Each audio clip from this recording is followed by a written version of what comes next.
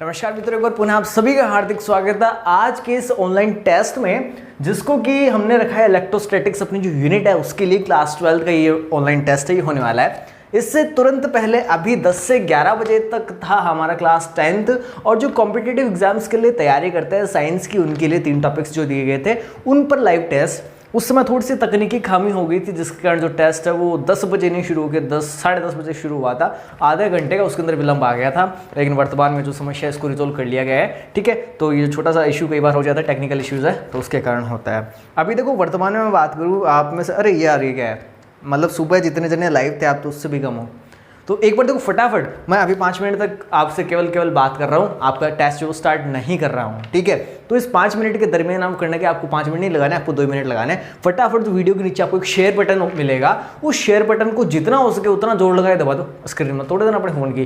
ठीक है, उसको दबा के जितने भी आपके क्लासमेट्स हैं सबको, अपनी मित्र मंडली को एकदम आग की तरह फैला दो। ठीक है, और फैला, आग मत लगा देना, बस फैला दो आप फटाफट। और फटाफट उनको जो जैसे आप लोग सेंड करो, बहुत कम, अभी भी बहुत कम जने लाइव हो, तो इसको सेंड करने के बाद उनको कॉल करके बुलाओ, क्योंकि कई जने डिट्टे होते हैं नहीं आते। ठीक है, तो कॉल करना पड़ेगा आपको और कॉल करके उन्हें बुलाओ, क्योंकि देखो जितने ज़्यादा यहाँ पर आप लोग होंगे उतनी ही ज़्यादा जो आपकी ऑडियंस के बीच में आपको टेस्ट देने में मज़ा आएगा, और तभी तो पता चलेगा कि हम कहाँ हैं, किसके कंपेरिजन के अंदर हम कहाँ खड़े हैं। तो ऐसी स्थिति में जितने ज़्यादा आप लोग लाइव आ सको उतना आने का आप लोग प्रयत्न करो। यहाँ पर आपका जो पेपर है बेस क्वेश्चन जो कि मेरे हाथ में है, जो कि मैंने इंक्लूड कर रखे हैं, अभी आप सबके सामने जो पेपर है ये डिस्क्लोज होने वाला है। फटाफट देखो, अभी भी लाइव नहीं है, आप लोग शेयर नहीं कर रहे, क्या बात है। फटाफट जितना हो सके ना उतना ज़्यादा शेयर कर दो, और शेयर करने से ज्ञान बांटने से बढ़ता है, और जितना आप बंटवाओगे उतना आपको भी फायदा होगा। तो फटाफट देखो, मैं जैसे देख पा रहा हूँ एक एक जना लाइव में बढ़ रहा है, ऐसा काम नहीं चलेगा। ठीक है, फटाफट दो, जितने ज़्यादा हो सके ना उतना ज़्यादा शेयर करो, अपने क्लासमेट्स को शेयर करो, और करना उन्हीं को जो क्लास 12 फिजिक्स की तैयारी कर रहे हैं, क्लास 12 साइंस में जो है ना, और किसी को मत करना। अपन देखो यहाँ पर स्टार्ट करेंगे हमारा आज का ऑनलाइन टेस्ट है।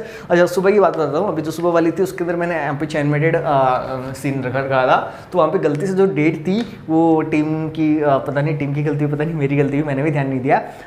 वो जो डेट थी सुबह 25 मई, जो सुबह वाला अभी टेस्ट था उसमें 25 मई हो गई थी।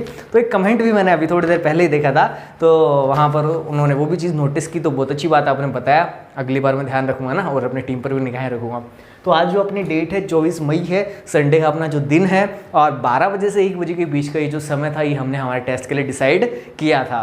तो हमारा जो टेस्ट है वो अभी प्रारंभ कर दूँ क्या यार, इतने कम जनों के अंदर मज़ा क्या आएगा। मतलब जो इंजन होता है ना अंदर, उस इंजन को चलने के लिए पहले थोड़ा सा वो एक्सेलरेशन मिलना ज़रूरी होता है। और एक्सेलरेशन कब मिलेगा, जो आप लोगों का एक्सेलरेशन तो समझते हो, 11th में पढ़ कर आए हो सारे के सारे फिजिक्स के विद्यार्थी हो। त्वरण मुझे प्रदान करो, और त्वरण कब मुझे प्रदान होगा, प्राप्त होगा, जब आप सभी लोग जो है लाइव बहुत सारे बच्चों को लेकर आ जाओ। देखो फटाफट, कोई मज़ा नहीं आने वाला इतने से बच्चों के अंदर, प्लीज़ इसको शेयर करो करो करो। ठीक है, और कुछ ही घड़ी में प्रारंभ करते हैं हम। तो देखो आपकी जो तैयारी थी, उम्मीद करता हूँ कि जो मैंने कहा था परसों वीडियो बनाई थी, उससे पहले वीडियो बनाई थी, कल भी आपको एक वीडियो डेडिकेटेड मैंने बना के दी थी कि आपको जो टेस्ट है वो होने वाला है, टॉपिक्स क्या क्या आने वाले हैं। तो उन्हीं टॉपिक्स में से मैंने देखो क्वेश्चन इंक्लूड किए हैं। आप लोगों ने कहा था कि सर न्यूमेरिकल्स में थोड़ी बहुत दिक्कत रहती है, हालांकि मैंने देखो 2 न्यूमेरिकल्स की वीडियो डाली भी थी। इस पेपर के अंदर हमने किसी भी न्यूमेरिकल को यहाँ पर इंक्लूड नहीं किया है। जितने भी क्वेश्चंस है सारे के सारे कंसेप्ट बेसिस है, सारे के सारे कंसेप्चुअल जो क्वेश्चंस है वो मैंने यहाँ पर अराइज करे हैं, आपसे अराइज करूँगा। और इनके अंदर जो देखो नीट या आईआईटी की प्रिपरेशन करते हैं ना, तो देखो नीट या आईआईटी में सिलेक्शन किसका होता है, जिसने 11वीं और 12वीं में जो फिजिक्स पढ़ी है, या जो भी सब्जेक्ट वो पढ़ रहा है, मैथ्स पढ़ रहा है, बायोलॉजी पढ़ रहा है, केमिस्ट्री पढ़ रहा है, उसका हर एक कॉन्सेप्ट जो है वो क्लियर करते हुए अगर वो चलाओ, तभी जाकर नीट या आईआईटी जैसे एग्जाम जो क्रैक हो पाते हैं। तो यहाँ पर ये जो क्वेश्चन मैंने दिए हैं ये आपके कॉन्सेप्ट को चेक करेंगे कि कहाँ तक आप अपने कॉन्सेप्ट को लेकर जा चुके हो। ठीक है, तो कर देता हूँ भाई प्रारंभ, आप लोग तो शेयर कर नहीं रहे, कर दो फटाफट कर दो, अच्छी बात है। ठीक है, कुछ और बढ़ोतरी हुई है हमारे बीच में, चलो प्रारंभ करते हैं फिर।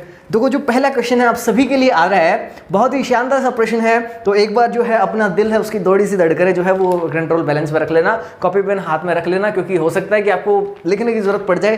बाकी ऐसा कुछ है नहीं, अगर आपने अच्छी तरीके से तैयारी की तो प्रश्न सुनते ही बिना मेरे ऑप्शन बताए आप डायरेक्टली उत्तर दे सकते हो। अच्छा, पेपर अटेम्प्ट कैसे करना है भी बता देता हूँ।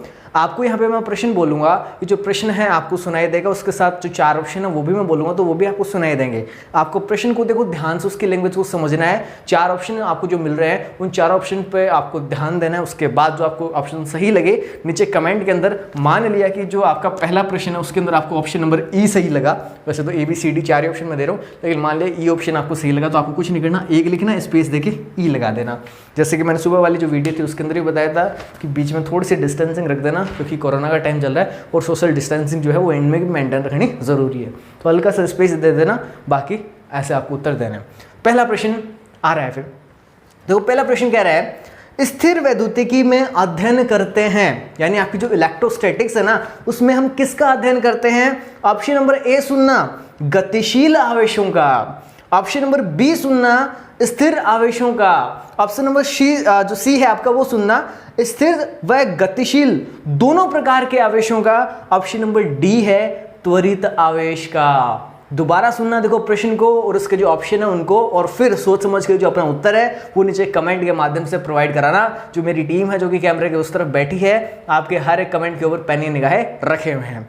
दोबारा सुनना प्रश्न, स्थिर वैद्युतिकी में अध्ययन करते हैं। ऑप्शन ए गतिशील आवेश का, ऑप्शन बी स्थिर आवेश का, ऑप्शन सी स्थिर व गतिशील दोनों प्रकार के आवेश का, एंड ऑप्शन नंबर जो डी है वो है त्वरित आवेश का। उम्मीद करता हूं इसका जो उत्तर है वो आपने सबने ढूंढ लिया होगा, और यहाँ पर जैसा कि मैं देख पा रहा हूँ बिल्कुल आपके जो उत्तर है वो आने भी प्रारंभ हो गए, तो बहुत अच्छी बात है, वेरी गुड। अभी दूसरे क्वेश्चन में बढ़े, बिल्कुल बढ़िया, बहुत अच्छी बात है। देखो भाई लाइव बहुत कम है, एक बार प्लीज़ जाके अपना शेयर कर दो, फटाफट शेयर कर दो, कोई दिक्कत नहीं है, आप टेस्ट दे रहे हो बिल्कुल कोई दिक्कत नहीं, लेकिन फटाफट जो है जाके इस वीडियो को, जो वीडियो का लिंक है उसको शेयर कर दो। अगर आपने शेयर कर दिया और आपने जिसको शेयर किया वो अभी तक ऑनलाइन शायद नहीं आए होंगे, इसलिए यहाँ पे मुझे बहुत कम जने शो हो रहे हैं, तो एक बार उनको घंटी मार दो भाई कि हमने जो लिंक भेजी है फटाफट खोल ले और टेस्ट दे ले, कुछ फ़ायदा हो जाएगा।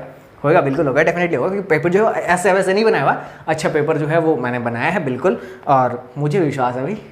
दूसरा जो प्रश्न है इसके ऊपर अपन लोग आते हैं लौट के, आवेश का मात्रक आपको बताना है। देखो कितना अच्छा प्रश्न है, मात्रक से संबंधित ये प्रश्न जो है वो मैंने यहाँ पे अराइज किया है। आवेश जो था जिसको अपन ने यहाँ पे Q से दर्शाया था उसका मात्रक आपसे पूछ लिया।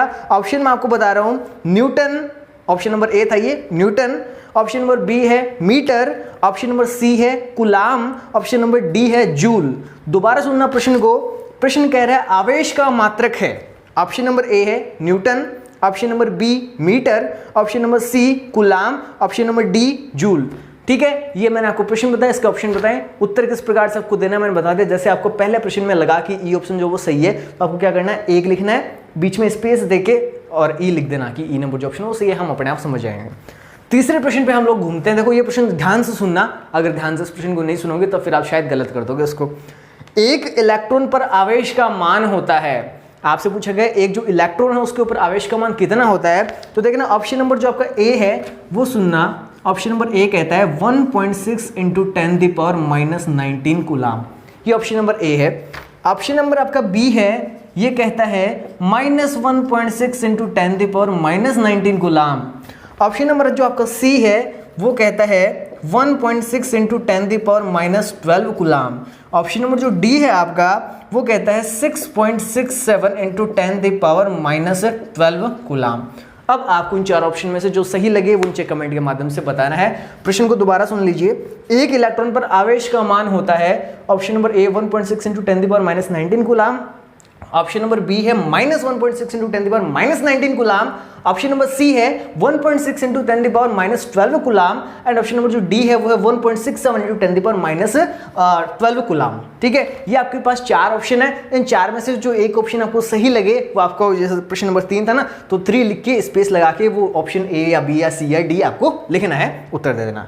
चौथे प्रश्न पे हम लोग घूम के आते हैं, चल के आते हैं। किसी वस्तु पर आवेश की मात्रा का पता लगाने के लिए किस उपकरण का प्रयोग करते हैं? मैंने बताया था, इसकी एक डेडिकेटेड अलग ही वीडियो मैंने बना के बताई थी। आपको जो चार ऑप्शन है वो मैं दे रहा हूं। ऑप्शन नंबर ए है इलेक्ट्रोस्कोप, जिसको कि हम विद्युतदर्शी भी कहते हैं।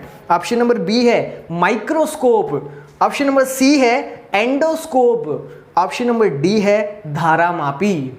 देखो दोबारा से प्रश्न को रिपीट कर रहा हूं, जो किसी वस्तु पर आवेश है उसकी मात्रा का पता लगाने के लिए किस यंत्र को हम काम में लेते हैं। दोबारा सुनना इसके ऑप्शन। ऑप्शन नंबर ए है इलेक्ट्रोस्कोप यानी विद्युतदर्शी, ऑप्शन नंबर बी है माइक्रोस्कोप, ऑप्शन नंबर सी है एंडोस्कोप, ऑप्शन नंबर जो डी है वो है धारामापी। इन चारों में से जो एक ऑप्शन आपको सही लगे नीचे कमेंट के माध्यम से फटाफट बता दें। और बहुत अच्छी बात है कि कमेंट्स आ भी रहे हैं, लेकिन लाइव जो है वो अभी भी बहुत कम है, ठीक है। ये बड़ी दुविधा लायक बात है और ऐसी चीज़ें ना वो मुझे डिमोटिवेट करती है कि मैं क्यों फालतू में ये टेस्ट वाला झोड़ करता हूँ। तो उम्मीद करता हूँ कि आप लोग शेयर करेंगे और अगली बार जब भी टेस्ट होगा, जब भी क्लास होगी, तो डेफिनेटली आप सभी जो है वो पूरी बहुमत के साथ में यहाँ पर पधारेंगे। बहुत सारे जने यहाँ पे पधारेंगे, ठीक है। फिलहाल अपन टेस्ट को आगे बढ़ाते हैं। देखो अगला जो अपना प्रश्न है वो कहता है आवेशन की प्रक्रिया में धनावेशित वस्तु हो जाती है। यानी अपन जब आवेशन की प्रक्रिया करते हैं, आवेशन की प्रक्रिया क्या होती है, इलेक्ट्रॉनों का स्थानांतरण होता है या आवेशों का स्थानांतरण होता है एक वस्तु से दूसरे वस्तु के ऊपर। तो यहां पर देखना आपका पांचवा प्रश्न कहता है आवेशन की प्रक्रिया में धनावेशित वस्तु हो जाती है। अब क्या हो जाती है, ऑप्शन सुनना। ऑप्शन नंबर ए है हल्की, ऑप्शन नंबर बी है भारी, ऑप्शन नंबर सी है भार में कोई परिवर्तन नहीं आता, एंड ऑप्शन नंबर आपका डी है कुछ कह नहीं सकते। तो क्या बताएं इस प्रश्न का उत्तर क्या हो सकता है, नीचे ऑप्शन के माध्यम जो कमेंट है उसके माध्यम से फटाफट बता दें। दोबारा मैं प्रश्न को आपको रिपीट कर देता हूं। आवेशन की प्रक्रिया में धनावेशित वस्तु हो जाती है, क्या हो जाती है। ऑप्शन नंबर ए सुनना हल्की, ऑप्शन नंबर बी भारी, ऑप्शन नंबर सी भार में कोई परिवर्तन नहीं आता, एंड ऑप्शन नंबर डी कुछ कह ही नहीं सकते। पढ़ेंगे नहीं तो कहेंगे कहाँ से, है ना। तो अगर आपने पढ़ाई की तो डेफिनेटली इसका जो उत्तर है वो आप देंगे, क्योंकि मैंने इसको अलग से वीडियो के अंदर अलग एक लाइन के रूप में इसको मैंने बताया था, और शायद नोट्स में मेरे याद नहीं मैंने लिखा है कि नहीं लिखा है, लेकिन मुझे अच्छी तरह याद है वीडियो के अंदर मैंने बनाते टाइम इसको बताया जरूर था, और इसीलिए इस क्वेश्चन को मैंने यहाँ पर अराइज किया है। वीडियो से बाहर कुछ भी नहीं है और नए वीडियो से बाहर एग्जाम में कुछ आने वाला है, ठीक है। ये भी ध्यान रखना आप लोग। सुबह 10 बजे डेली अपनी जो कंटिन्यू क्लासेस हैं वो सुबह चल रही है, लाइव क्लासेस सुबह 10 बजे डेली होती है, और आप सभी लोग अटेंड भी इसको करते हैं ऐसी मुझे आशा है। वैसे तो आप लोगों से आशा करनी आज वाली इस स्थिति को देखकर बेकार ही है। छठा जो क्वेश्चन है वो आता है किसी स्थिर आवेश के चारों ओर का वह स्थान जहां कोई दूसरा आवेश बल महसूस करता हो कहलाता है। दोबारा सुनना, किसी आवेश के चारों ओर का वह स्थान जहां कोई दूसरा आवेश बल महसूस करता है क्या कहलाता है, यानी उस क्षेत्र को अपन क्या कहते हैं। तो ऑप्शन देखो आपको दिए हैं यहां पर। ए ऑप्शन है आवेश क्षेत्र, क्योंकि आवेश के चारों ओर का क्षेत्र है ना, तो हो सकता है ये वाला हो आवेश क्षेत्र। ऑप्शन नंबर बी है विद्युत क्षेत्र, ऑप्शन नंबर सी है चुंबकीय क्षेत्र, एंड ऑप्शन नंबर जो डी है वो है गुरुत्वीय क्षेत्र। तो दोबारा से प्रश्न को रिपीट करने की आवश्यकता है क्या, मेरे ख्याल से नहीं है। फिर भी चलो कर देते हैं आपकी सहूलियत के लिए कि किसी स्थिर आवेश के चारों ओर का वह स्थान जहां कोई दूसरा आवेश बल महसूस कर सकता हो कहलाता है, क्या कहलाता है। ऑप्शन नंबर ए सुनना आवेश क्षेत्र, ऑप्शन नंबर बी सुनना विद्युत क्षेत्र, ऑप्शन नंबर सी है चुंबकीय क्षेत्र, ऑप्शन नंबर डी है गुरुत्वीय क्षेत्र। तो जो ऑप्शन आपको सही लगे आपको इन चारों में से नीचे फटाफट बताना है कमेंट के माध्यम से। देखो 7वें प्रश्न पे हम लोग जाते हैं। विद्युत क्षेत्र की तीव्रता जो है ना, भौतिक राशि विद्युत क्षेत्र की तीव्रता वो है। अब विद्युत क्षेत्र की तीव्रता कैसी राशि है ये आपको बताना है ऑप्शन सुन के। ऑप्शन नंबर ए है सदिश, ऑप्शन नंबर बी है अदिश, ऑप्शन नंबर सी है प्रदिश, एंड ऑप्शन नंबर डी है अभी तक ज्ञात ही नहीं है दुनिया में, भाई पता ही नहीं किसी को। ठीक है, प्रश्न क्लियर हुआ। दोबारा इसको देखो रिपीट करता हूं, जो विद्युत क्षेत्र की तीव्रता है वो कैसी राशि है ये आपसे प्रश्न पूछा गया है। ऑप्शन नंबर ए है यहाँ पे सदिश, ऑप्शन नंबर बी है अदिश, ऑप्शन नंबर सी है प्रदिश, ऑप्शन नंबर डी है अभी तक ज्ञात नहीं है। 8वें प्रश्न पे हम फटाफट आते हैं। दो आवेशों के मध्य आपस में लगने वाला बल होता है, या इसको मैं थोड़ा सा इसको मॉडिफाई करना चाहूंगा मैं। दो स्थिर आवेशों के मध्य आपस में लगने वाला बल होता है, यानी कूलाम बल जो है उसी का एक आपसे स्टेटमेंट के थ्रू ही एक आपसे छोटी सी चीज़ पूछी जो कि मैंने आपको यहाँ पे बताई हुई थी। डेफिनेटली हमने इसको जब सदिश निरूपण इसका पढ़ा था तब भी मैंने आपको इसको बताया था।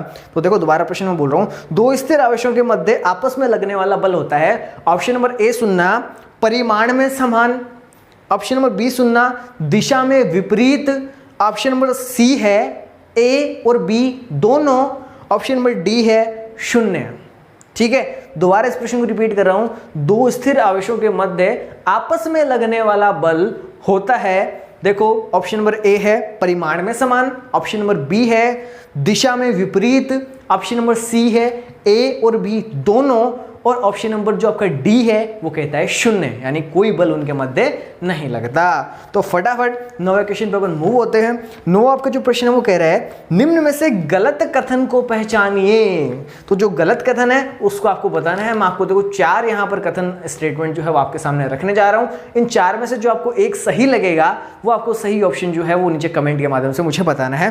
तो देखो जो 4 ऑप्शन आपको मैं बोल रहा हूँ दोबारा से उनको सुनना। ऑप्शन नंबर ए है, या कथन जो पहला है वो है विद्युत क्षेत्र रेखाएं धनावेश से शुरू तथा ऋणावेश पर समाप्त होती है।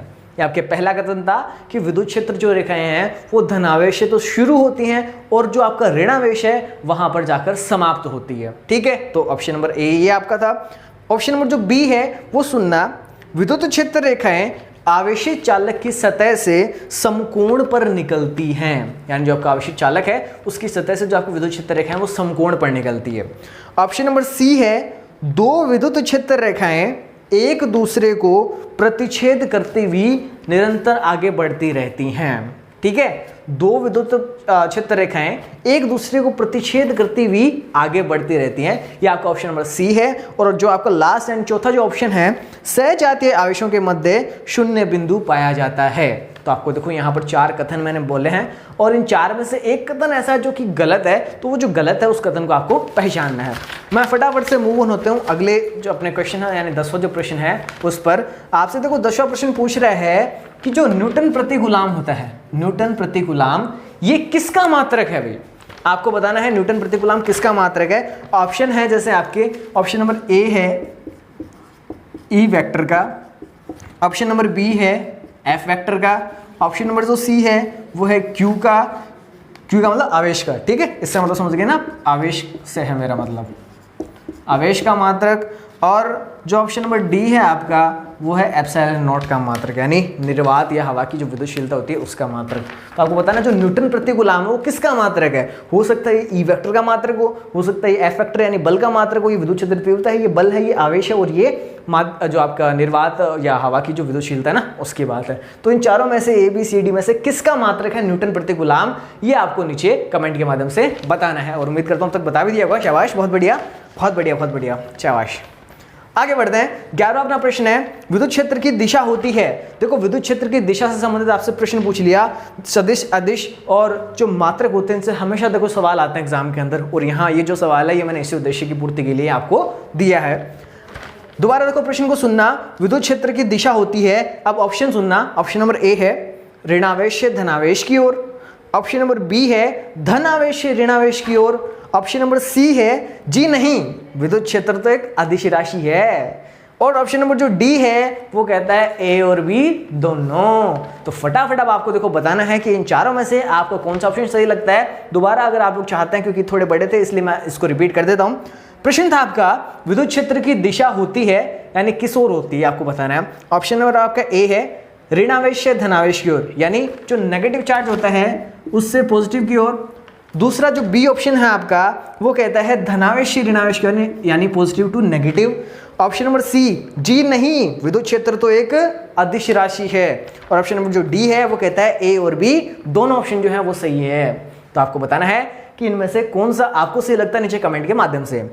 अब अपन 12वें क्वेश्चन में चलते हैं। निम्न में से कौन सा विकल्प कूलाम बल को व्यक्त करता है। आपको देखो 4 ऑप्शन दे रखे हैं, इन चारों में से जो कूलाम का नियम आपने पढ़ा था, तो कूलाम का नियम इन चारों में से कौन सा था आपको बताना है। तो बोर्ड पे लिख रहा हूं। ऑप्शन नंबर देखो जो आपका ए है ये है 1/4 पाई एप्सिलॉन नॉट। क्या ये कूलाम के नियम को बताता है या कूलाम बल को बताता है। ऑप्शन नंबर जो बी है ये कहता है कि Q1 Q2/r²। क्या ये कूलाम के नियम को बताता है। ऑप्शन नंबर जो सी है आपका ये है कि Q है भाई KQ/r²। क्या ये कूलाम के नियम को बताता है। ऑप्शन नंबर जो डी है ये आपका है QE वेक्टर। क्या ये कूलाम के नियम को बताता है। तो आपको देखो 4 ऑप्शन यहाँ पर दिए गए, ऑप्शन ए बी सी और डी। इन चारों में से जो कूलाम नियम को व्यक्त करता है वो आपको ऑप्शन इनमें से चूज करके बताना है। ये आपका सवाल था कौन सा 12वां। ठीक है, तो 12वें सवाल का जो भी आपको उत्तर लगे सही तो आपको क्या करना है, 12 लिखा, 12 के बाद में इनमें से ए है तो आगे स्पेस देके ए लिख देना, बी है तो बी लिख देना, सी है तो सी लिख देना, डी है तो डी लिख देना। अब देखो अपन चलते हैं फटाफट 13वें प्रश्न पे। जो 13वां प्रश्न है वो कहता है यदि कोई धन आवेश विद्युत क्षेत्र में रखा जाए तो उस पर लगने वाले विद्युत बल की दिशा किस ओर होगी। दोबारा प्रश्न को सुनना। आपके पास कोई विद्युत क्षेत्र है, उस विद्युत क्षेत्र के अंदर देखो विद्युत क्षेत्र एक सदिश राशि है, मान लें सम विद्युत क्षेत्र है, उसके अंदर आपने किसी धनावेश को रख दिया तो ये जो धनावेश है इसके ऊपर जो बल लगेगा इस विद्युत क्षेत्र के कारण उसकी दिशा किस ओर होगी। मैंने वीडियो और नोट्स दोनों के अंदर इसको देखो डिटेल से अच्छे प्रकार से डायग्राम बनाते हुए एक्सप्लेन किया था और आज आपसे यही प्रश्न मैं आप दोबारा पूछ रहा हूं। ऑप्शन नंबर ए सुनना, विद्युत क्षेत्र के विपरीत दिशा में। ऑप्शन नंबर बी है विद्युत क्षेत्र की दिशा में ही।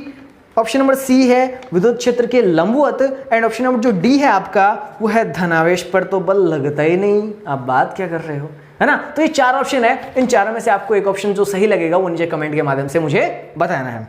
अगले प्रश्न पे चलते हैं हम। 14वां जो आपका प्रश्न है वो पूछ रहे हैं आपसे कि विद्युत द्विध्रुव में अति अल्प दूरी पर स्थित 2 आवेश जो है वो होते हैं। दोबारा प्रश्न को सुनना।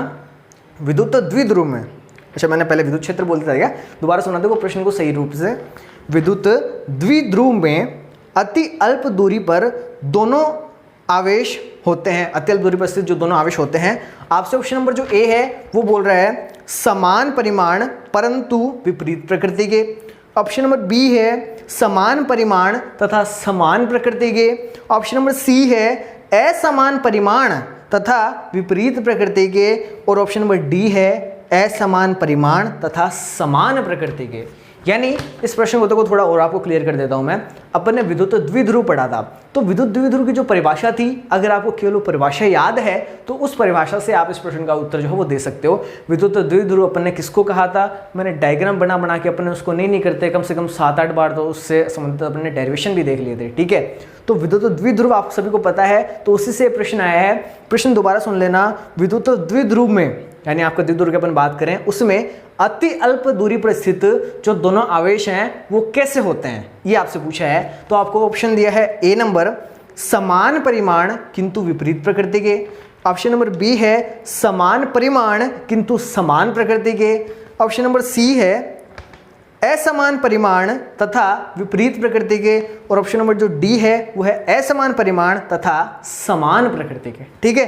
तो ये 4 आपको ऑप्शन यहाँ पर मिले हैं। 15वां आपका जो प्रश्न है वो कहता है कि पी वेक्टर की दिशा होती है। देखो यहाँ पे मैंने आपसे 2 चीजें पूछ ली, एक तो ये कि पी वेक्टर कहते हैं किसको है, अगर आपको पता हुआ तभी आप उत्तर दे पाओगे। इसका मतलब मैंने एक ही प्रश्न के अंदर असल में आपसे 2 चीज पूछ ली। मैंने आपसे पूछा है कि जो पी वेक्टर है ऊपर सदिश का निशान लगा रखा है, इसका मतलब ये सदिश राशि है। इस पी वेक्टर की दिशा किस ओर होती है, ठीक है। तो 4 ऑप्शन आपको यहाँ पर मिल रहे हैं। ऑप्शन नंबर ए है +q से -q की ओर। ऑप्शन नंबर बी आपको मिल रहा है -q से +q की ओर। ऑप्शन नंबर सी आपको मिल रहा है +q से +q की ओर। और ऑप्शन नंबर जो डी है वो आपको मिल रहा है -q से -q की ओर। तो 4 ऑप्शन आपको यहाँ पर मिले हैं। दोबारा प्रश्न को रिपीट कर रहा हूँ। जो पी वेक्टर होता है इसको कहते क्या है, मतलब पी वेक्टर किसको कहते हैं, सबसे पहले आपको ये पता होना चाहिए। उसके बाद इस पी वेक्टर की जो दिशा है वो किस ओर होती है। ऑप्शन नंबर आपको ए यहाँ पर मिल रहा है +q से -q की ओर। ऑप्शन नंबर बी है -q से +q की ओर। ऑप्शन नंबर सी है +q से +q की ओर। और ऑप्शन नंबर जो डी है वो है -q से -q की ओर, ठीक है। आप अपने कॉपी पेन चूंकि साथ में लेकर बैठे हो तो कई बार आपको कुछ नहीं क्लियर हो तो हाथ से, जैसे मैं बोलता हूँ हाथों हाथ से आप लोग पेन से लिख लिया करो अपनी कॉपी के अंदर, और फिर जो है उसका रिप्लाई करना आप लोगों के लिए आसान हो जाएगा, ठीक है। तो फटाफट देखो अपन आगे बढ़ता है, क्योंकि अपने जो प्रश्न है हम लोग देखो पहुंच चुके 15 प्रश्न अपन ने कर लिए, केवल 5 प्रश्न आपके अंतिम और बचे हैं। तो इन 5 प्रश्नों को और देखते हैं और आपकी जो रिप्लाईज है वो कंटिन्यू मैं देख पा रहा हूँ। बहुत ही शानदार तरीके से आपकी जो रिप्लाईज है वो आ रहे हैं, और जो मेरी टीम है वो लगातार आपके जो कमेंट्स है वो देख रही है, और उन पर जो प्रतिक्रियाएं हैं वो भी आपको यहाँ पर मिलती जा रही है। और उम्मीद करता हूँ कि आप सभी, चूँकि मैंने आपसे कह रखा है कि जो फर्स्ट सेकंड और जो थर्ड आएंगे तो उनको आज शाम तक अगर संभव हुआ, क्योंकि आज वो एक सुबह टेस्ट हुआ था तो उसका भी रिजल्ट हमें तैयार करके उसकी भी एक डेडिकेटेड वीडियो बनानी है। तो अगर संभव हुआ तो आज शाम, या आप कह सकते हो कि थोड़ी हल्की सी रात, यानी 8 बजे के लगभग, शायद आज आप लोगों का जो रिजल्ट है वो आज 8 बजे आ जाएगा। अगर आज 8 बजे नहीं आता है तो आपका जो रिजल्ट है वो आपको कल सुबह 10 बजे जो हमारी वीडियो होगी उसके अंदर आपको आपका जो रिजल्ट है वो मिल जाएगा, ठीक है। तो अपने जो रिजल्ट है उसको जरूर चेक करना वहां पे। अपन आगे बढ़ते हैं। हमारा जो 16वां सवाल है वो कहता है यदि 2, इसको देखो ध्यान से सुनना है, जो सवाल है बड़ा अच्छा सवाल है, कॉन्सेप्ट बेस्ट सवाल है ये।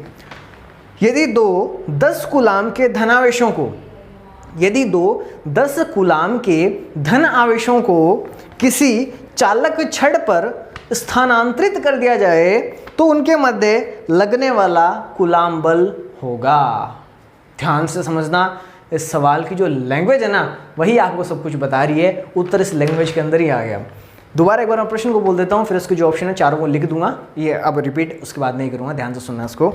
यदि दो 10 कूलाम के धनावेशों को किसी चालक छड़ पर स्थानांतरित कर दिया जाए तो इन दोनों आवेशों के मध्य लगने वाला बल होगा। तो देखना, आपको मैं ऑप्शन यहाँ पे लिख के दे रहा हूँ। ऑप्शन नंबर जो आपको ए यहाँ पर मिल रहा है, एक सेकेंड, जो ऑप्शन नंबर ए है आपका वो कहता है K into 10 upon R square. Option number A था। ऑप्शन नंबर जो आपका बी है, बी की अपन बात करते हैं K इंटू -10, ये 10 divided by R square. Option number जो आपका सी है वो है K into -10 divided by R square. And option number जो आपका डी है वो होगा 0। ठीक है, तो ये 4 ऑप्शन आपको यहाँ पर मिल रहे हैं। इन 4 में से जो एक सही उत्तर है वो आपको यहाँ पर चुनकर बताना है।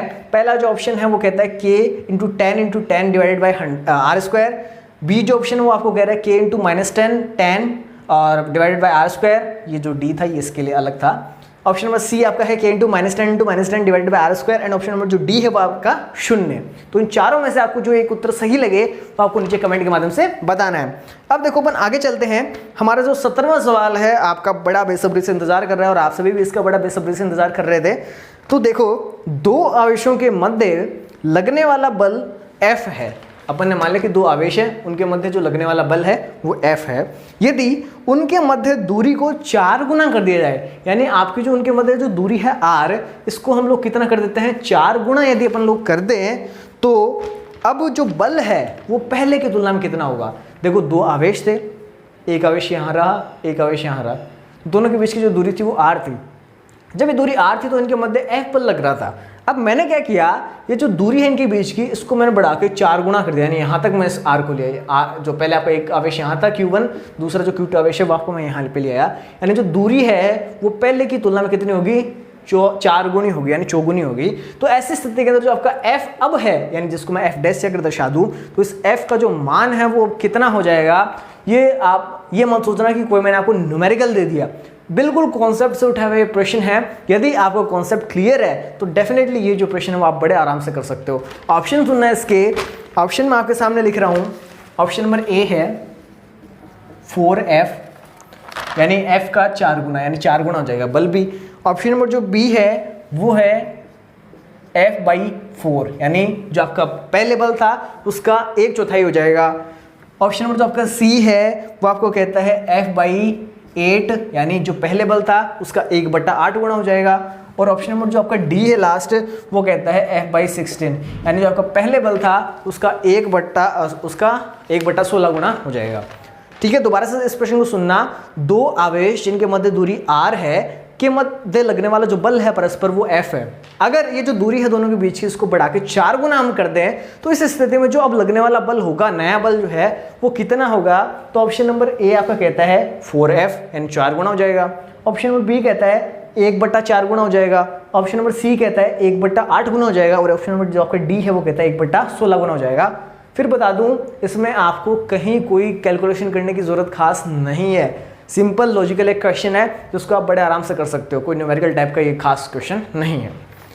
तो फटाफट से हम 18वें प्रश्न की ओर जाते हैं। 18वां जो प्रश्न है ये आपका आता है और कहता है, यदि दो आवेशों के मध्य कोई कांच की प्लेट हम रख दें तो उनके मध्य जो कार्यरत विद्युत बल है वो पहले की तुलना में अब हो जाएगा।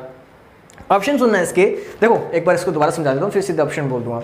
एक आवेश यहाँ पर है, एक आवेश यहाँ पर है, ये Q1 है, दूसरा Q2 है। इनके मध्य पहले कुछ भी नहीं रखा हुआ, केवल मान लो अगर निर्वात में तो यहाँ पर बीच में कुछ भी नहीं है, और अगर अपने वायुमंडल में होता तो बीच में खाली हवा होती, कोई ज़्यादा खास दिक्कत वाली बात नहीं थी। अब हमने क्या कर दिया कि कोई कांच की पट्टिका लेकर आए और इन दोनों आवेशों के बीच में हमने रख दी। तो अब इनके मध्य जो बल लग रहा था पहले और अब जो इनके मध्य बल लग रहा है उसके बीच में क्या अंतर आएगा। तो ऑप्शन सुनना, अब क्या होगा, यानी अब के बारे में ऑप्शन आपसे पूछे कांच की शीट रखने के बाद में। तो आपसे पूछा गया है कि बल पर क्या प्रभाव पड़ेगा, तो ऑप्शन नंबर जो ए है आपका वो तो कहता है कि जो लगने वाला बल है वो कम हो जाएगा। ऑप्शन नंबर बी आपका कहता है जो लगने वाला बल है वो अधिक हो जाएगा। ऑप्शन नंबर जो आपका सी है वो कहता है कि जो बल है लगने वाला वो अनंत हो जाएगा। एंड ऑप्शन नंबर जो आपका डी है वो कहता है कि जो लगने वाला बल है वो हो जाएगा शून्य।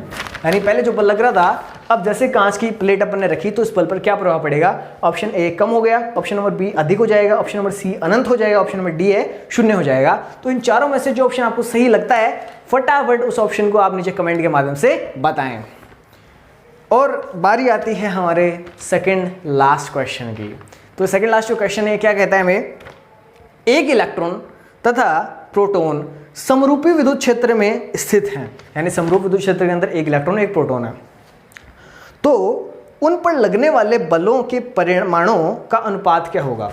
यानी आपके पास मान लो कि कोई विद्युत क्षेत्र है, इस प्रकार से जा रहा है, मैं इसको एक बार मिटा रहा हूं, ठीक है। इस प्रश्न को देखो थोड़ा सा समझने के बाद प्रश्न बहुत ही ज़्यादा आसान है।